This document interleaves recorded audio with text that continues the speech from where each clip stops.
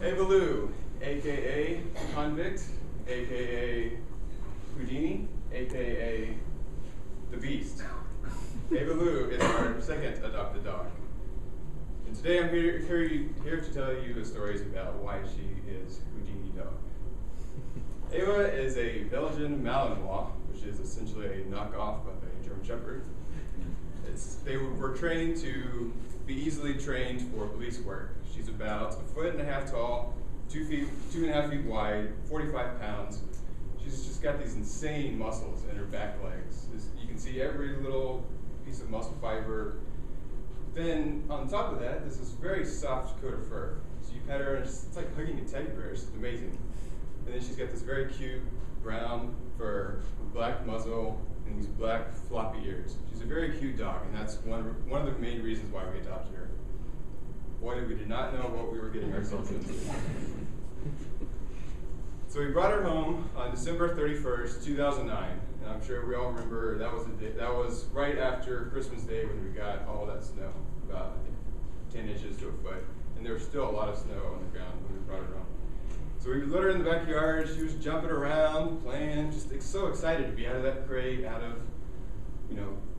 coming into a nice new home, and she could play and run, jump around in the snow. I don't know if she's ever experienced snow because we got her from Wayside Ways, and she was probably in the cage all the time.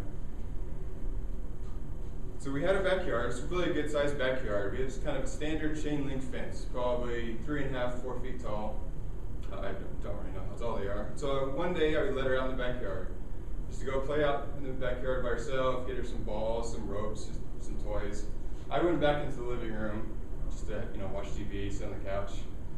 And then our living room was in the front of the house. And we had this big picture window, and I always liked to look outside. So I didn't have curtains and I didn't have blinds. I just look outside and watch TV. All of a sudden I see this dog running across the street. I'm like, oh, I wonder whose dog that is. Oh, wait, that's my dog. So I go to the bedroom, put on my shoes, go start chasing this dog. And again, those muscles in her body, they make her insanely fast. There's no way I could catch her, but I sure was not going to stop. So she's running, panting, I'm running, I'm panting. I was not going to stop. And eventually I caught up to her and she calmed down and let me come pick her up. So I came, picked her up, and carried her all the way across the street, back home. So I was, okay, well, I'm just gonna, maybe something happened, maybe she got to the gate or something, I don't know. I'm gonna let her back in the backyard. So I see her all of a sudden run and jump over the fence.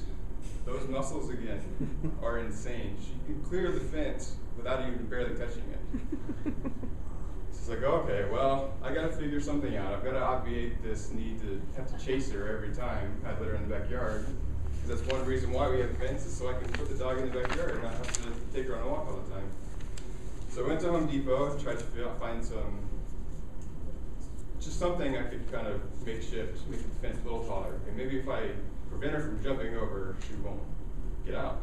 So we got these they're basically garden fencing that you just kind of decorative fencing, and I just kind of was able to weave that into the chain link. And it made the fence another 2.5 feet tall. So this fence is now probably 5 feet, right where my chin level was. Okay, so she's not going to be able to jump over this.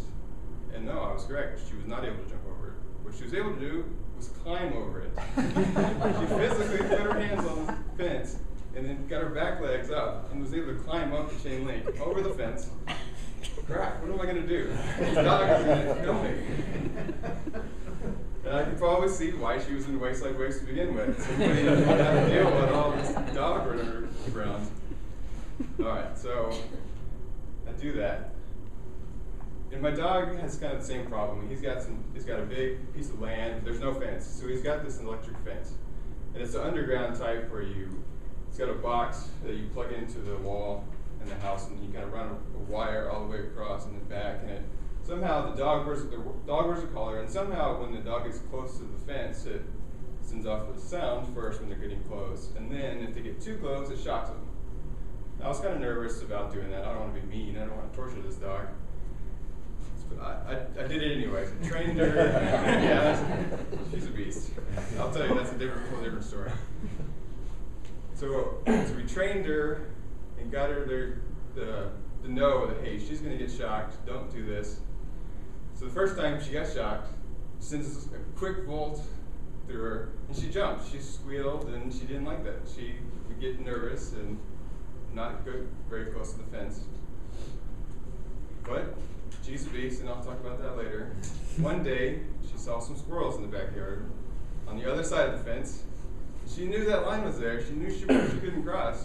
So she was standing in the back, wagging her tail, beady eyes, and all of a sudden she takes off over the fence with a shock, all for the squirrel. Because she knew that as soon as she got over the fence, it was not going to be shocking her anymore. So she was willing to take that pain. She wanted that squirrel to get it. So again, over the fence, over the electric fence, over the regular fence, out to the street, trying to get the squirrels. All right, what am I going to do now? Regular fence doesn't work, electric fence doesn't work, so finally I go to Home Depot and I get this. It's basically a field fence, which is thin wires. It's about 4 feet tall, and it's just a kind of a mesh of thin wire, and it's not very strong. It's because of the thin wire. It's very flexible and kind of it bends easily. So I knew she wouldn't be able to climb up it physically, because if she did, she'd basically fall back. So I put that up and all the way across, and finally, I think I've managed to get this dog stuck in this backyard. She's not going to get out. Okay, that lasted for maybe 5 or 6 months.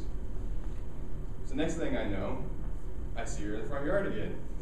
What the hell's going on? She managed to crawl underneath the shed. She moved the cinder blocks that was blocking holding up the shed, the foundation of the shed. Crawled underneath, over the fence on that side. So I was able to somehow manage to put the cinder block back in, fix it all up, and then 6 months later, the only solution to keep her from leaving that backyard was to move. So now I've moved into a new house with a 6-foot privacy fence, and she's already escaped twice. So this routine will continue on for years to come. And that is the story of Eva Lou, the Houdini dog.